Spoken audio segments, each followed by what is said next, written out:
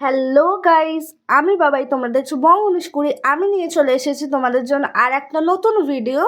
এটা হচ্ছে বকখালি ভিডিওর পার্ট 2।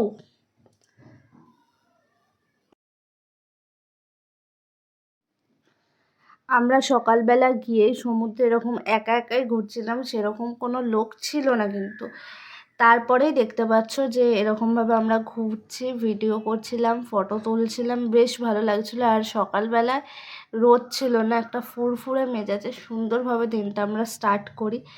আর আশেপাশে দেখতেই পাচ্ছ কতটা ফাঁকা, খুব সুন্দর লাগে। এইটার জন্যই তো বকখালি যাওয়া। দীঘা পুরী গেলে তো প্রচণ্ড ভিড় ভাট্টা, আমার অতটা পছন্দ না। তারপরেই দেখতে পাচ্ছ এরকম সুন্দর আমরা লাল কাঁকড়া দেখছিলাম। লাল কাঁকড়াগুলো প্রচণ্ড ছিল, ভর্তি ছিল, কিন্তু সামনে গেলেই তারা পালিয়ে যাচ্ছিলো, খুব স্বাভাবিক এটা।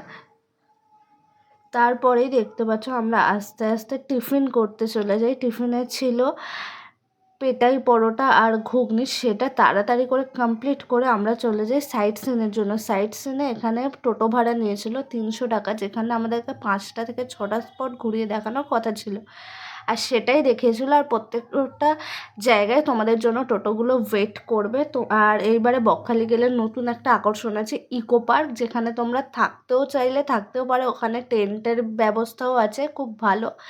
আর তার সাথে দেখতেই পাচ্ছ 20 টাকা করে এখানে এন্ট্রি ফিস হয়। আমি টিকিটটা কাটছিলাম, আর টাইমিংটাও তোমরা দেখে নাও, 7টা to 7টা খোলা থাকে এখানে। তারপর তোমরা যদি নাইট স্টে করতে চাও তো সেটার আলাদা বিষয়, ওখানে কাউন্টারে কথা বললে ওনারা বলে দেয়।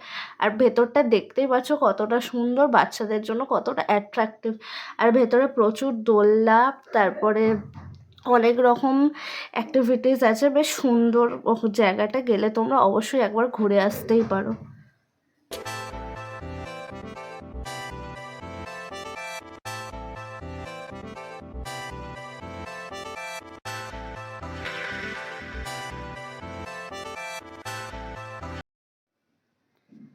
তারপরে দেখতেই পাচ্ছ আমরা এখানে এটা উঠে পড়েছি, এটাকে কি বলে আমি ঠিক ভুলে গেছিলাম। আর ছোটদের মতো আমরাও একটু এখানে খেলছিলাম, সেটা তোমরা দেখতেই পাচ্ছ। বেশ মজা হচ্ছিল, ওখানে অনেকটা টাইম স্পেন্ড করেছি আমরা, 0.5 ঘন্টা 40 মিনিট মতো। তারপরে আমরা গেছিলাম ফ্রেজারগঞ্জে। এটা এই জায়গাটায় আমরা বেশিক্ষণ থাকলাম না, কারণ এই জায়গাটায় প্রচণ্ডভাবে ভাঙাচোরা ছিল, নতুনভাবে এটা রেনোভেটের কাজ হচ্ছিল, রেনোভেশনের, সেখানে সেই জন্য বেশিক্ষণ আমরা দাঁড়ালাম না। আমরা আস্তে আস্তে চলে গেলাম হচ্ছে বেনফিশ মৎস্য বন্দরের দিকে, যেখান থেকে বড় বড় ট্রলার ছাড়ে মাছের জন্য, মানে মাছ ধরতে যায় তারা। ওখানে প্রচণ্ড মাছের আড়ত টাইপের একটা জায়গা, ওখানটা আমরা গেছিলাম, গিয়ে ঘুরছিলাম। এটা হচ্ছে যাওয়ার রাস্তাটা, তোমরা দেখতেই পাচ্ছ। দেন গিয়ে দেখতে পাচ্ছ সামনে একটা বোর্ড আছে, এখান থেকে জম্মুদ্বীপ যাওয়ার জন্য, কিন্তু ট্রলার ছাড়ে, জনপ্রতি বোধহয় 150 টাকা পড়ে। আর যদি তোমরা বুক করে যেতে চাও 2,500-3,000 টাকার মতো পড়ে। তোমাদেরকে বোধহয় 2.5-3 ঘন্টার মতো ওটা হয়, নিয়ে যায়, আবার ওই বেনফিশ মৎস্য বন্দরে এসে ছেড়ে দিয়ে যাবে। আর দেখতে পাচ্ছ জায়গাটা কিছুটা এরকম, আমরা যাচ্ছি ভেতর দিকে অনেকগুলো ট্রলার রাখা থাকে, কিন্তু এবার সেরকম খুব একটা ছিল না। তারপরে আমরা ওখান থেকে বেরিয়ে একটু আশপাশটা ঘুরি, কথা বলি, আর ডাব খাই। ডাবটা ওখানে খুব কম দামে ছিল, ভালো ছিল। তারপর আমরা ওখান থেকে আস্তে আস্তে চলে যাই বকখালির পাশে একটা সুন্দর বিচ, হেনরি আইল্যান্ড। বাট এবার দেখো ভিডিওটা দেখলেই তোমরা বুঝতে পারবে, প্রত্যেকবারের মতো আমরা কিন্তু হেনরিকে সেরকমভাবে দেখতে পাইনি। হেনরি আইল্যান্ডের এইবারের অবস্থাটাও কিছুটা বকখালির মতনই হয়ে গেছিলো, যে সামনে একটা বড় খাল টাইপের, তারপরে গিয়ে সমুদ্রটা পড়েছিল। এই যে ছোট ছোট ঘেরা পুকুর টাইপের যেগুলো দেখছো, এগুলোতে আসলে কিন্তু মাছ চাষ হয়। আমাদেরকে ওই টোটো কাকু পুরোটা বলতে বলতে নিয়ে যাচ্ছিল। আর তার সাথে এর পাশে কিন্তু সুন্দরবন, নোনাবালি, মানে নোনা বালি প্লাস নোনা জলের কারণে এখানেও কিন্তু প্রচণ্ড ওই শ্বাসমূল ঠেসমূলের একটা ব্যাপারটা আছে, সেটা আমরা প্রচণ্ডভাবে দেখেছি। মানে ম্যানগ্রোভ অরণ্য যেটাকে বলে, সেরকমের একটা মিনি ভার্সন আমরা বলতে পারো এই হেনরির পাশে দেখেছি। তোমাদেরকে দেখতেই পাচ্ছ চারিদিকে পুরো গাছপালায় ভর্তি। এই রাস্তাটা দিয়ে সোজা গেলে তবে এখানটা কিন্তু টোটো যায় না কোনো রকম, এখানটা তোমাদেরকে পায়ে হেঁটে যেতে হবে। আর দুদিকে দেখতেই পাচ্ছ এরকম টাইপের জঙ্গল। আর আগে গেলে কিন্তু এখান থেকে বাইরে থেকে সমুদ্র দেখা যায় না, এটা অনেকটা সামনে গেলে তবে তোমরা ভেতরে সমুদ্র দেখতে পাবে। দুপুরে লেট আসার কারণে ভিডিও করতে পারিনি। আমরা বিকেলে চলে এসেছিলাম বিচে। বিচে এসেই দেখতে পাচ্ছ আইসক্রিম খাচ্ছি, খুব গরম পড়েছিল সেই টাইমটায়।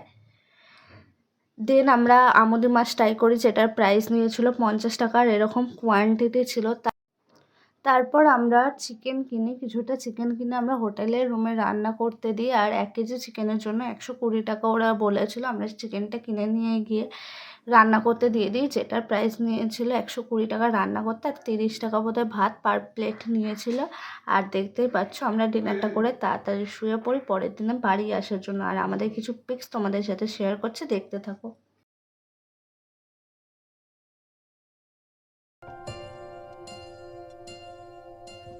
জলছবি, রং মশাল, স্কুল ছুটির হজমিরা, রূপকথার পায়রাদের গল্প বল।